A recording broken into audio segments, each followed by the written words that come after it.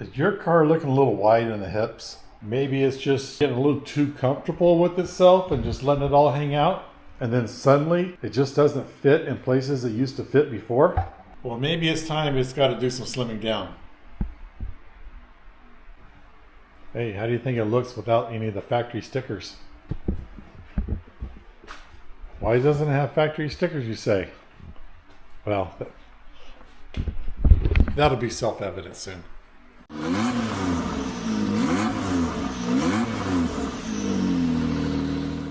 Hey everybody, welcome back to the channel.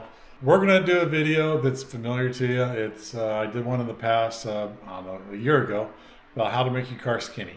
Well, I've improved some ways that I've done this now, and it makes it a little easier. It's a lot more expensive this way, but some people have been asking, and I just wanted to show you what I'm doing now. If you guys saw the last video where I made the car skinny, I used a couple of straps that I bought at Home Depot, very specific ones, and the way I had them routed from the top of the A-arms below the frame to the other A-arm, and kind of similar thing on the rear knuckles. That works great. All you need is a floor jack and those straps, and you're good to go. But I wanted to do it a little differently. There's a little bit of work with those straps doing it that way. I want to make it a little more simple, but there is some costs involved. Let's start in the rear. So I used to go around the knuckle up here, or this trailing arm up here somewhere. But what I've done now is I've added these eyelets, and I think these eyelets are pretty great. I'm not the original person to think about this. One of the other guys on one of the Maverick groups shared that. I will show you right here on the Amazon link what it looks like, how I got these. This is simply an eye bolt that goes through an existing hole, and you got a nut on this back side right here, and it just makes it super easy. So you can go from here over to the other side and run a strap, and it works freaking fantastic. So I'll show you how I use that, and I'm actually using a different strap now too. But first, let's go to the front and see what I did there. So we're looking at the front. The front of my car may not look like the front of your car. Why? Because I added the HCR lower control arms, and these things have huge amount of clearance. They're super heavy duty, and yes, I bought these before they sold out to Super ATV, but I tell you what, those mofos are heavy. I mean, those arms got to weigh at least twice as much as the factory arms, but they're not going to bend, fingers crossed.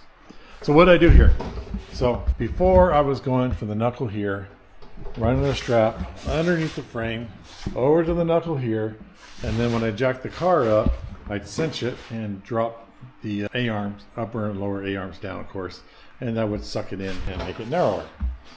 So after doing the rear, putting those eyelets in the rear, I want to do something similar in the front. Because I don't care about how things look, they don't have to be super tits. I went down to my local Tractor Supply and I bought these hoops, and I welded them to my A-arms. They look decent. It's not going to win a show or anything, but I welded those on the A-arms, and what that does, it gives me a place to hook here and over there to more easily strap it together. Now, if I was to do this again, I'd probably buy the little bit larger diameter ones. The trouble is I didn't want to go any larger this way. What I mean is like the gauge. I would have got a larger gauge, but the same size circle.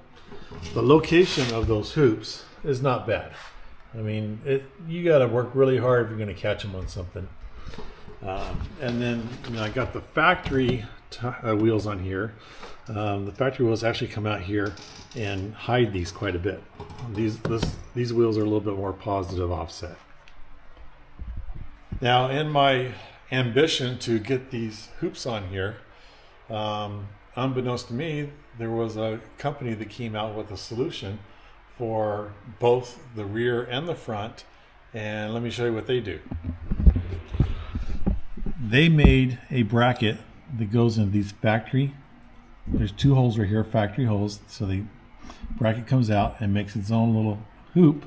You just bolt it on, and when you don't want it there, you can unbolt it, take it off. So here is what that looks like, and you should see the name of the company that sells those right here. And if you want to do what I did here, I suggest you use that company and buy their kit. So it already comes with the eye bolts for the back, and then it gives you the brackets at the front. You're not welding anything to your arms, and you're all good to go. But I'm going to show you how I strap this thing up, and it's going to work the same way as if you bought the parts from that company. But I strongly suggest you go that route. I am going to show you something you got to watch out for, though. Like I mentioned earlier, in my previous video, I had a strap running from the top A-arm below the frame over to the other A-arm, and it made it easy to get a floor jack underneath the front of the car. Made it a real simple thing.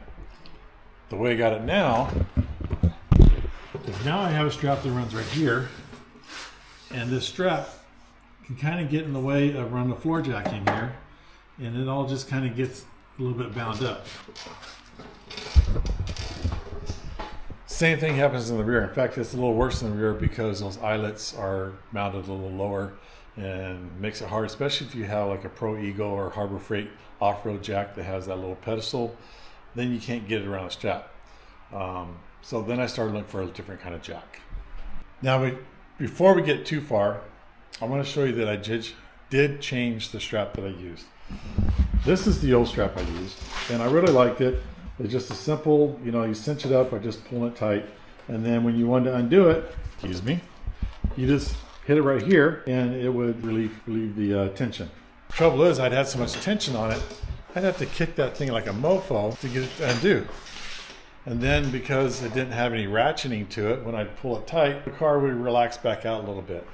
So what did I do? I changed ratchet straps. I got these Rhino USA ones, and other people make them too. So 1-inch strap is plenty for what we're doing here. But the nice thing is you can ratchet up here, and when this thing has a ton of tension on it, I can hit this button here and relatively easily it will release. A lot easier than when I was using the other strap. A couple times I'd have to kick it. Another time I hit it with my hammer to get that thing to release. A lot of tension there. So let's move on to the jack. So looking online at the jacks, probably the most badass jack out there is the AGM jack that uses either, I think you can use a DeWalt or a Milwaukee battery and has its own motor and everything, or they have a little lesser model that you use your impact on. Just like this one right here, AGM. Now, that little sucker is expensive, and I just couldn't get myself to spend the money on it. Like another guy I ran into out on the trails that had one, he said he had to get pretty damn drunk before he bought it because it just cost so much money. So what I do, first thing I tried was the ARB hydraulic jack. They focused that one more towards the Jeeps and so on. Bought that thing. The idea with it is hydraulic, and you can jack it, and that thing would just leak fluid. It would take like 1 million strokes on the jack to get it to go anywhere, and I ended up taking it back. It was a couple $100 cheaper than the AGM, but in the long run, the AGM was the way to go. Now, I'm sure that there's some knockoffs of the AGM that you can get cheaper, and all power to you if you're doing that. I do the same thing, but I didn't know they had knockoffs when I bought this one. Are the knockoffs just as good? I don't know. This is the actual AGM one, and it works great. So what I do to maximize my lifting height, because this is adjustable, I move it all the way to the top, and I have a factory can-on bumper. If you don't have the bumper, you could probably use the hook and hook it to the D-ring right here and get a similar result. And then I raise the car up until the wheels start to come off the ground, and then I ratchet it together. So that's what I'm going to do next, but before I do, I'm going to get a measurement on what the width is now, and I'll get a measurement on how much narrower it is after the fact. So with these great big 35-inch Sandcraft tires that are 13.5 inches wide on my 8-inch wheels, these things are huge. And currently, without jacking that up, I'm 87 inches. So we'll jack it up and we'll see how much narrower it gets.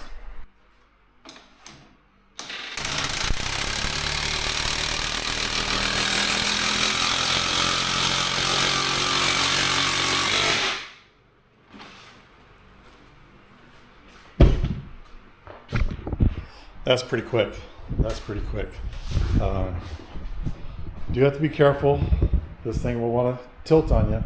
I suggest you put the car in 4-wheel drive before you do all this. But let's see what the dimensions are now. Okay, looks like I got this down to like 82 inches. I feel pretty comfortable with that measurement, 82. And then how do I hold it in place? These Rhino straps are really convenient, so easy to deal with. The hooks don't fall off the loops, and just give it a couple ratchets. And with that, the car is much narrower. Keep in mind, it will get taller too. So I started with 87, got it down to 82, 5 inches. 5 inches is a lot. It's a big difference for a lot of us. 82 inches. Most of your trailers, your car trailers, are about 83 inches, about 83 and a half inches between the fenders. And getting this down to 82 with these big ass tires, that makes it so it fits on just about any car trailer now. So what's the key number? 5 inches narrower. So how about the rear? So I've got it all poised. I just want to show you the measurement here. It's not lifted yet, it just has tension. So outside the tire, down the tape, we are right at 91 inches. 91. So I'm going to jack it up and we'll see how much narrower it gets.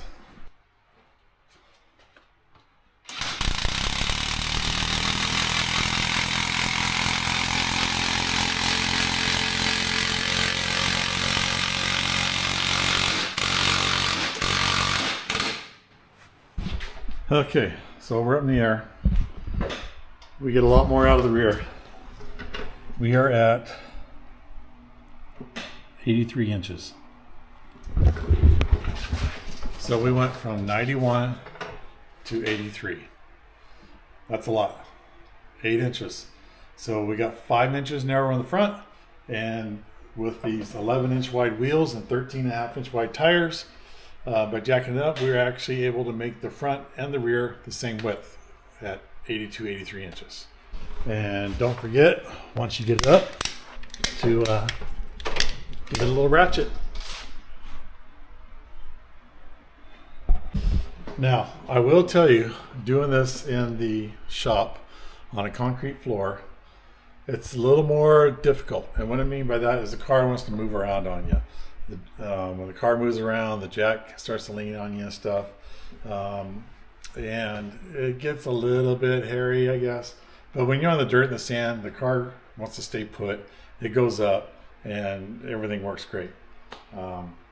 Just be aware that if you're on some slick floor, the car may want to lean one way or the other. The foot of the jack may want to slip out. So I always try to put a little bit of lean on the jack, so when it jacks up, it kind of stands up. So getting back to the straps.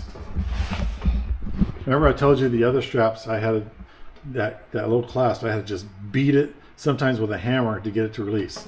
So this thing is on the ground, the jack is gone, sitting over there. This is ratcheted up.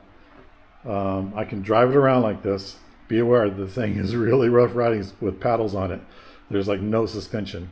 But now I'm ready to, I got it out of the trailer, I'm ready to undo it. So I don't have to jack the car up to take the strap off. These straps work out pretty neat. Hit the little green button. There it is. All right guys, so what's the point? The point is there's more than one way to skin a cat. I showed you before in a previous video how I made it narrower, and that worked. But it's just a little bit cumbersome doing the straps a certain way, whatever. But it worked out great with a floor jack. Floor jack's nice and steady. And floor jack is relatively inexpensive. Go on this route, I highly suggest you buy the kit from the company I showed you earlier.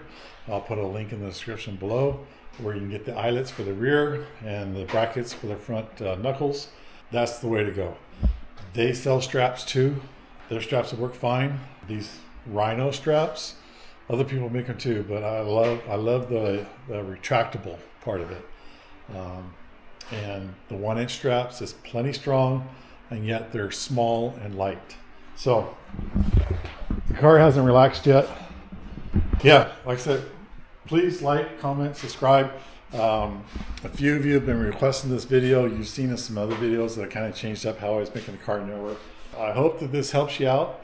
And if it does, you probably have friends that would like to see it too. You can share with them. So anyway, hey, thanks guys. We had a great time at Coos Bay last week. Looking forward to doing some more riding. We have a big ride coming up in a little while here, where we're going to take the expedition out to some new territory I've never been before, several states over. What do you think about the car being all black? No factory stickers. Can-Am's gone. This little matted area is gone. You can see faded where the Can-Am was there. Even my Hoover Maneuver sticker's gone. There's a reason. And hopefully I can show you guys what the reason is later. Real soon anyway. Thanks again, and we'll see you in the next video.